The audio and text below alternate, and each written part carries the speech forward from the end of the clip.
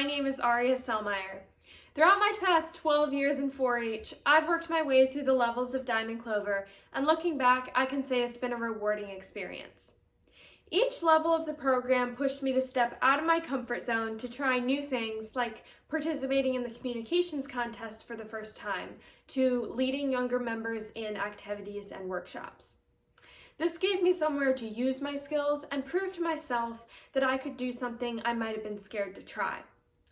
Even though I was doing these activities to earn an award, at the end of the day, the abilities I have are more important than any award I can win. And I'm sure that's the same for our awardees tonight. Hi, Jonathan. Long time no see. Good to see you again, Aria.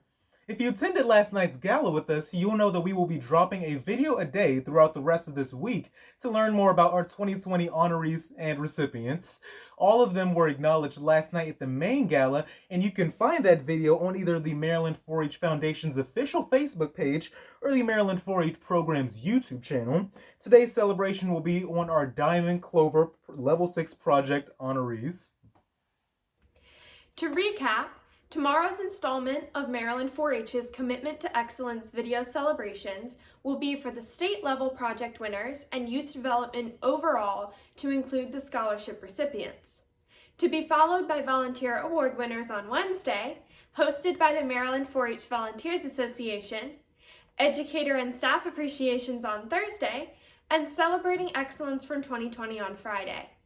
But tonight, you will be hearing from our Diamond Clover Award recipients. Designed to encourage 4-H members to engage in activities to strengthen their community service and civic engagement, our Diamond Clover honorees are lustrous examples of positive youth development with a burning desire to support their communities. Each of the following 4-H members completed a Diamond Clover Level 6 project in 2020, which is the highest individual honor a 4-H member can earn. Each of them had to develop, plan, and execute a project that makes a difference in their community with a minimum of 100 hours of service, which just, wow, is a lot of work, which honestly makes sense as to why they get their own day of celebration. I agree, Jonathan, and I can't wait to hear more about each of their projects. So why don't we get started? Our first Diamond Clover Level 6 project video is from Carly Abbott. Hi everyone, my name is Carly Abbott and I'm a member of the Green Clovers 4-H Club in Talbot County. I'm here today to talk about my project Operation Have a Heart. Operation Have a Heart was started back in 2017. The initial plan was to purchase an AED and place it in the Talbot County Agriculture and Education Center. Sudden cardiac arrest is a leading cause to death amongst adults. 610,000 people in the United States alone die from heart attacks each year. 40,000 of those lives could have been saved if an AED was used. AEDs, or automated external defibrillators, are a medical device that analyzes the heart's rhythm, and if necessary, it delivers an electric pulse known as defibrillation to the heart. Quick access is crucial, for as every minute defibrillation is delayed, a person's survival rate is decreased by 10%. The idea for this project first came to me at our county fair. One year that I noticed that there was no AEDs anywhere on the premise. This raised some concerns from my family of first responders. I began raising money through public speaking. I relied heavily on donations, and I reached my goal. But then I was approached by the Talbot County Soil Conservation and Extension Agency. The building did not have an AED, and the owner actually had a heart attack earlier that year and was an advocate for AEDs and having them in all public buildings. They asked me to raise enough money to purchase 2, so I did.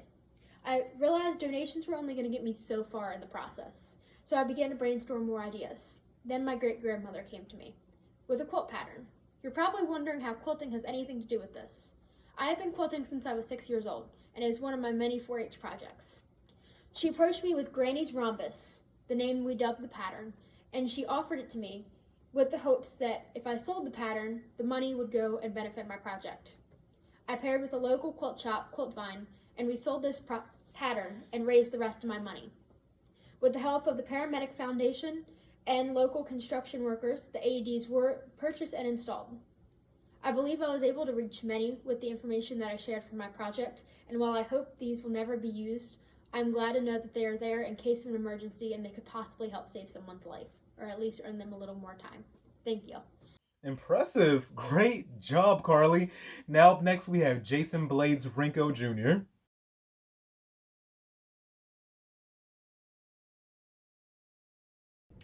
Amazing project, Jason. Next up, we have Eric Guernsey. Hi, my name is Eric Guernsey from the Lucky Clovers 4-H Club. For my Diamond Clover Service project, I wanted to get more students in our community interested in STEM by teaching monthly STEM workshops for students in grade 2 to 6 at the Sandy Spring Museum. I planned 5 workshops to teach in person at the museum, but the museum shut down due to the pandemic after leading only 2 workshops. I considered putting off my project, but the museum encouraged me to create videos of my workshops so that they could upload them to their website. It was a lot more challenging to make videos of my workshops than I thought. It took almost 10 times longer to create the videos rather than doing them in person because of the extra steps involved in staging, lighting, video editing, and retakes for the inevitable bloopers. I needed to find someone to record my workshops, and I had to learn how to use a video editor to combine and edit video segments. I quickly learned not to move around too much in my videos so it wouldn't look like I teleported between different segments in the video. Now I understand how much effort it takes for teachers to create online lessons. The funniest moment on my project was when I was doing a video on how to build your own solar oven. It was a bright sunny day, and the cell phone that was being used to record the workshop kept overheating and shutting down without warning. I was planning to cook a s'more in the solar oven to demonstrate how it works, but the sun's rays reflecting off the makeshift oven door kept overheating the cell phone and shutting down the camera.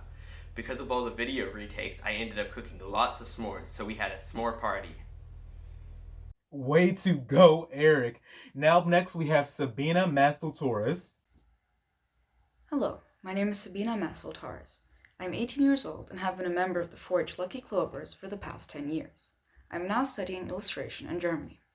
It is a great honor for me to be participating in this gala. I wanted to thank the 4-H Lucky Clovers 4-H Club, especially Miss Dobos, Miss Charlery, Miss Ware, and every 4-H Club member that has helped and guided me on this journey.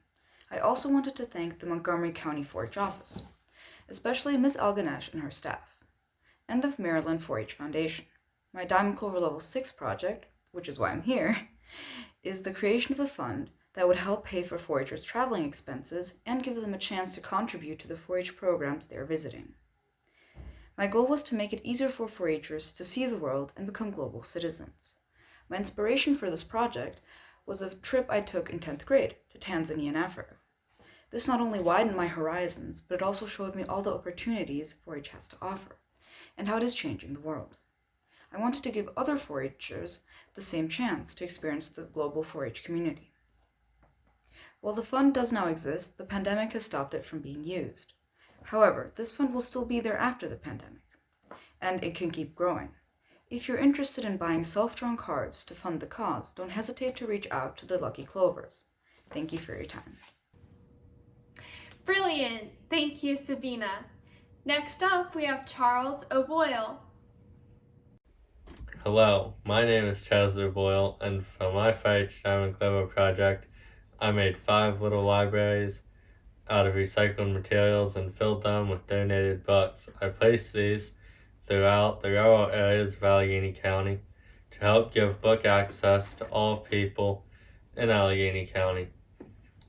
A lot of people helped me in my project. I wanted to say thank you to everyone, and especially to God, friends, and family in the 4-H. Outstanding job, Charles. Now up next we have Peyton Steele.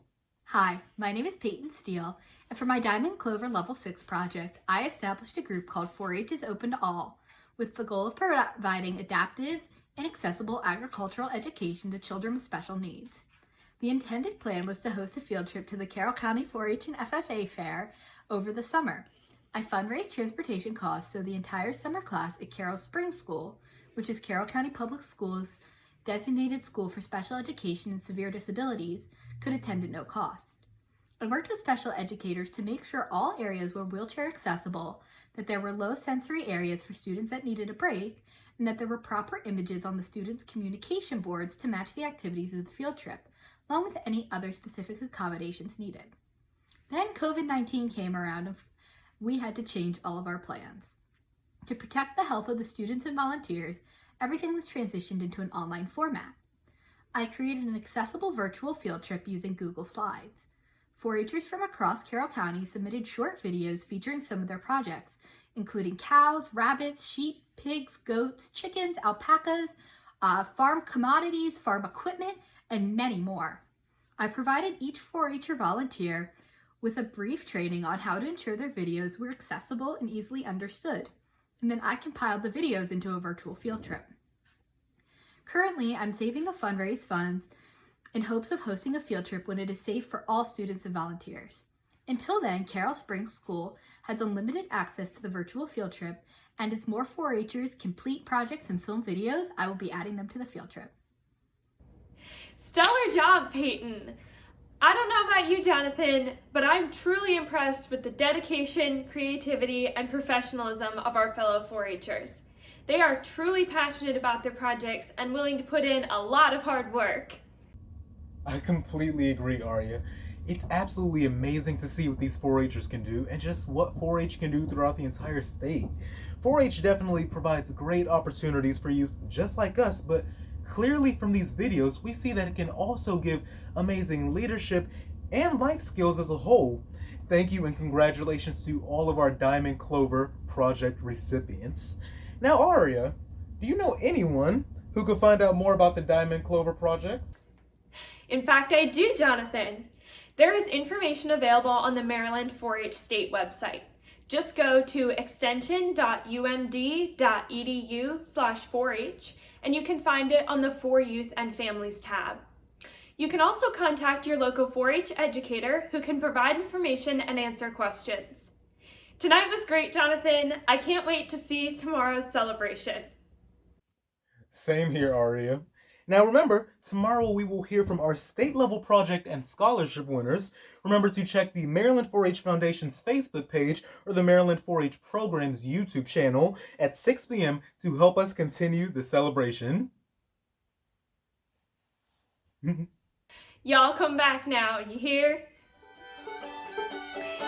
Goodbye, see you tomorrow.